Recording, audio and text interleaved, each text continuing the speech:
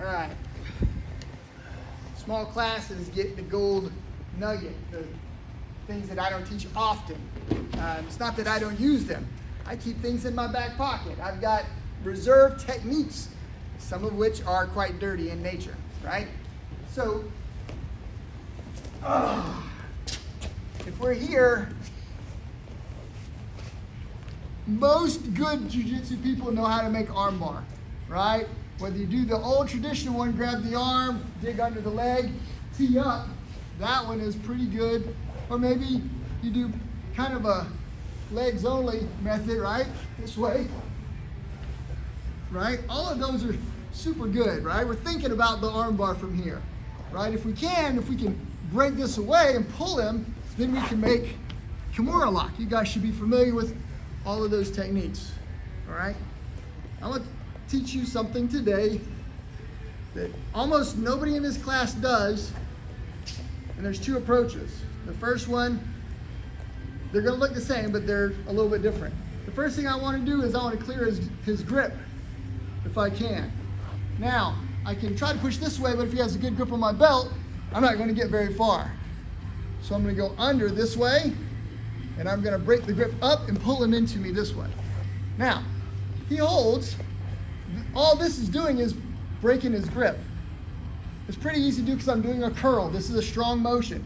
Once his wrist bends, the grip pretty much loosens. Okay, however you want to do that is fine, but break the grip. Everything else is in the legs.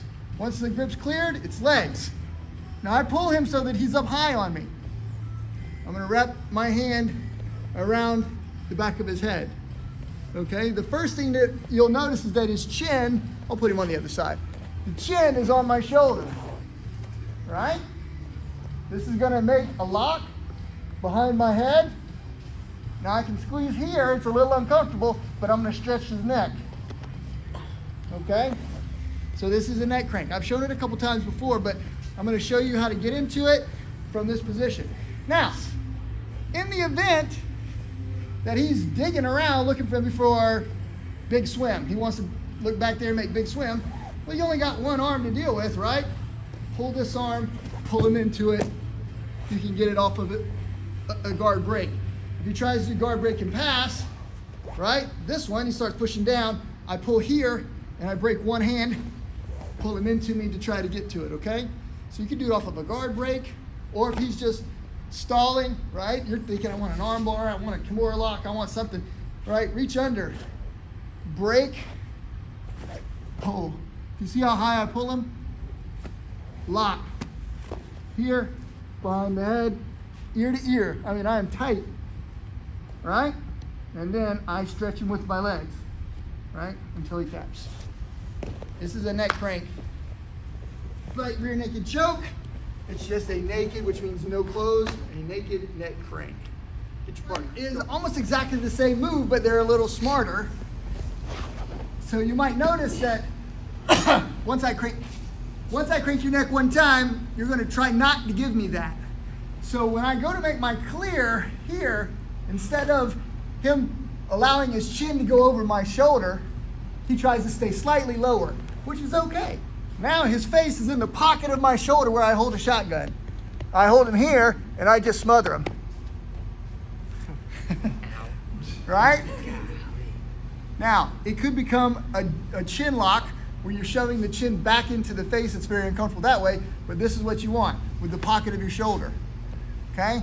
So again, he's up in the guard, he's up high, looks the same way. I'm gonna pull hard here and then use my legs and I'm gonna pull him into my chest, right? And then I'm going to hold and I'm gonna squeeze until he can't breathe. I'm just smothering him now. Now, he's gonna want air. Jennifer, get over here where you can see his face. Where is the air? Ow. It's up. He starts pushing forward. Thank you. Then I crank his neck. Does that make sense? Yes, sir. So you're gonna smother him in this position until he goes, ha! And then he puts himself basically chin over the shoulder position for some air. You crank the neck. Same technique. If he's a little low, don't try to crank the neck so much as get this lock and push his head into the pocket of your chest where he can't breathe. You'll know because it'll sound weird. It'll be like there. and you know you got him. Trust me, even if they get a little bit of oxygen, if you hold them long enough, their body will go into a panic. Okay? Give it a try. Require a certain amount of, how much space do you have? Your arms are super long, you got to take up the space. Sometimes it's a little difficult. If your arms are short, maybe you can't get your arms all the way around. You got to start kind of massaging this thing a little bit. All right. So let's kind of look at this thing again. So the reason I kind of want you guys to get used to doing this is, number one, if I can break his hand grip on me somehow and get wrist control, then of course I can do all of my sweeps. All right? Does that make sense? So this move right here is worth the whole lesson. If you can get this piece and get him in, that's good. If you can't, because he's like Godzilla strong, he's strong as King Kong, right? I go under, I grab my own sleeve, and then when I grab him, I yank this thing as hard as I can. And, if he's holding on tight, I can usually break one hand off. When I get into the one hand, then I can go for an arm bar, for example. Does that make sense? Yes, sir. All right, so all of these things pertain to work from the guard. So I make the break, right? I get him in here, and he's a little bit low, and he's in the pocket, right? But he's also not tapping. I'm on the neck, right? If I'm up here a little higher on the head, I can control where his face is, and I can get it just where I want. And now I can hold him until he taps. Does that make sense? Sure, sir. If that doesn't work well for you, right, and it's not working in the way that you want, get deeper here. Now push the head this way, and when you lock, hold on to your shirt, and then just crush his chin. Okay? You're going to shove that chin back into his head, and trust me, the jaw, he'll get tired, he'll get sick of it, and he'll start to thrash around. So those are some options for you. Again, let's go here this time, and this one needs to go a little bit higher. I'll go to the other side, right? So I go to break. This one I was going to go a little higher, and I'm going to get outside, grab the ankle, and then I'm going to break, where I'll make a break for the calf crush or calf slicer. All right, there's a lot of people that try to do it this way. They try to grab, he's holding on pretty good, and they try to do this. I've never seen this one work well. If you're going to do 2-on-1, go ahead and make the break, and it goes like this. I break, and then I clear it, and I push him, and I push myself in this direction. And this foot goes down his butt, and then I grab this way. Now I can go back to control, grab, I can grab here and I can make it hurt, but I want to grab that ankle, right? And Caleb doesn't like that apparently. Does that suck? Does that make sense? So same drill, break, clear him, grab, drop, calf crush. That make sense? Yes, sir. And if this isn't working for you, you're like, it isn't working, Renshi, you're probably pulling the foot towards you. Push the toes towards your belly, right? So this way, you can take that. But this way, you can't take it. It just hurts a whole lot. Cool? Calf crush off the same move, right? Curl, clear, dive to the side. If you want to grab that sleeve, pull the sleeve over. Use it to pull yourself up to the calf crush. Go. Okay. All right. So I'm going to go to this direction for those who need to be able to see. So again, I've been trying to figure out how I'm going to get him.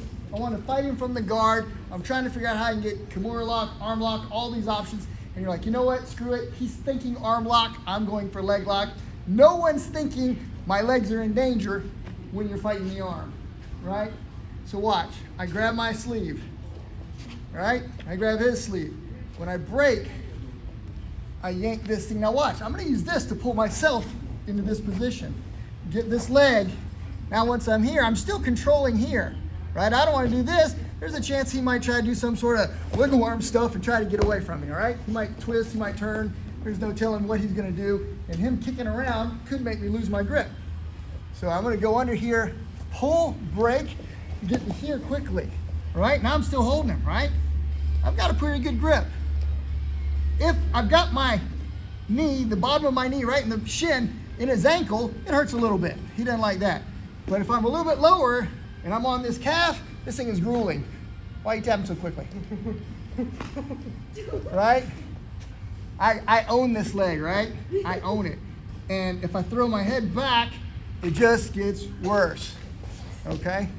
And I'm really being pretty gentle to Caleb. Once people tap me once, I usually let them go. If they tap me twice and they get really fervent about it, I know I got them, they wanted to stop. Okay? Who has a question on that knee placement? Who felt like it hurt my ankle, but it didn't really hurt my calf? Anybody feel that? No? Okay, good. So you guys were low enough on the calf. Super good. Okay. All right, question.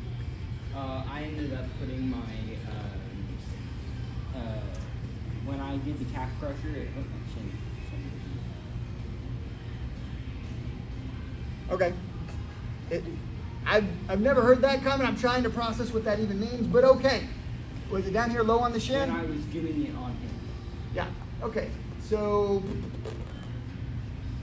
let's just double check. Let's just double check what it looks like, right?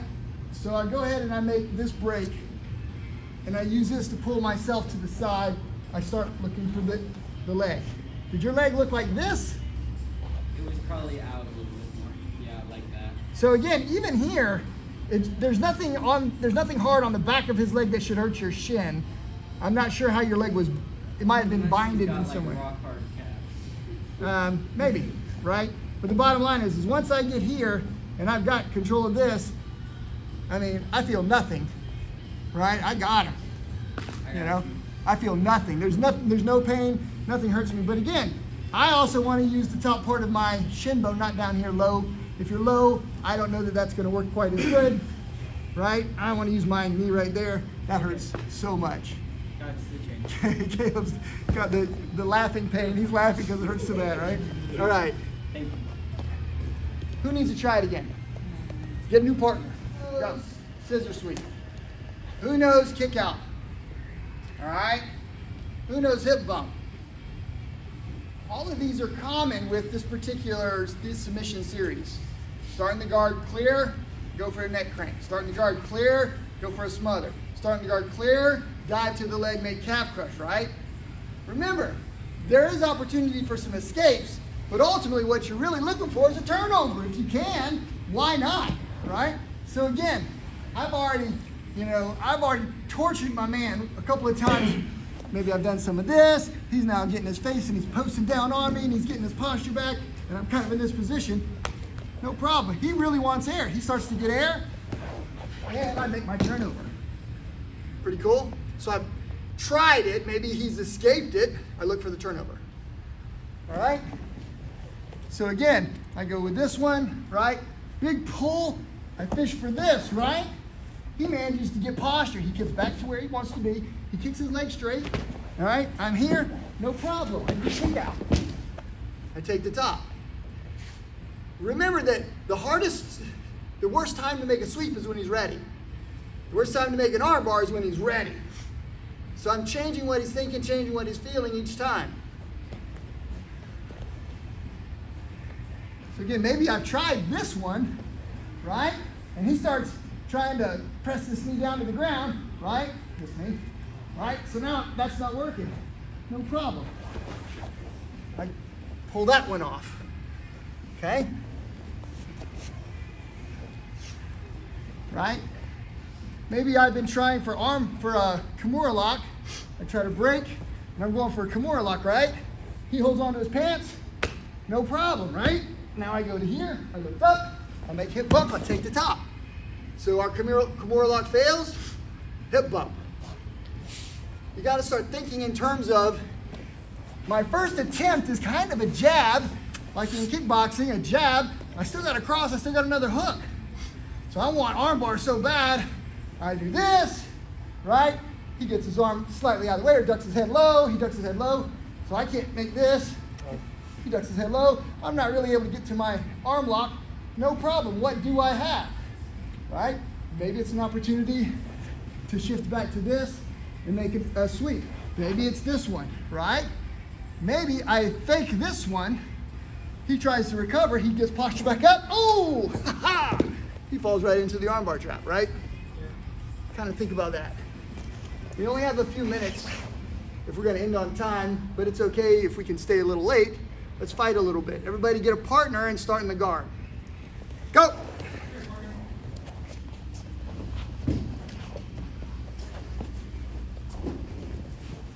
There you go, Caleb. Looking for your sweep, looking for your arm lock. Pull him in for your neck crank if you need to. That looks pretty good.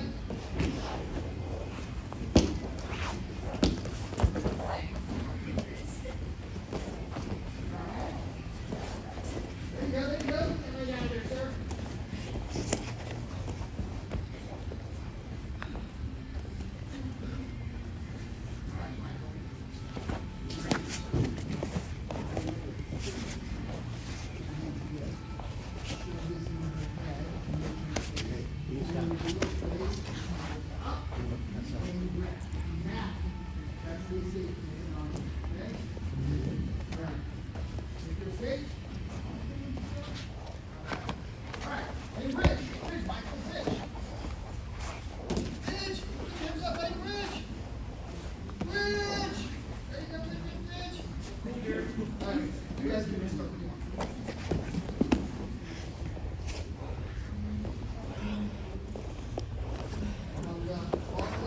Hands on the ground, Chris. You can Kimura or armbar. For an arm lock, sweep, or a neck crank. Good. Keeping those hands. You get it? Oh, I don't know if you got it. Nice. Good thing we start. Then work again.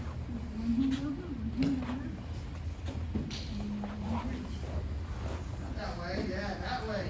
Yeah, go hard. Break it.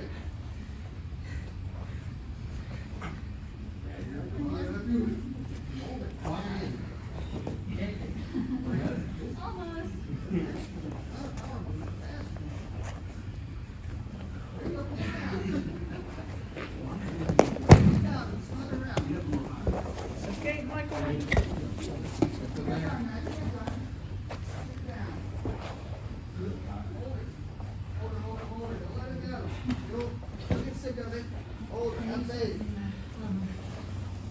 Good. I like that. I like it. Okay. So you gotta pull this arm this way. All right, that's a good Pull it. extend.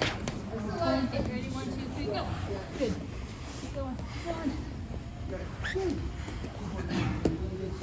All, every picture making makes sense. Just gotta work the core angle and then the strength. It's not easy. It's not easy. It shouldn't be easy. All right. If you're still in your original fight, nobody's gotten tapped out, let the other guy have the guard position.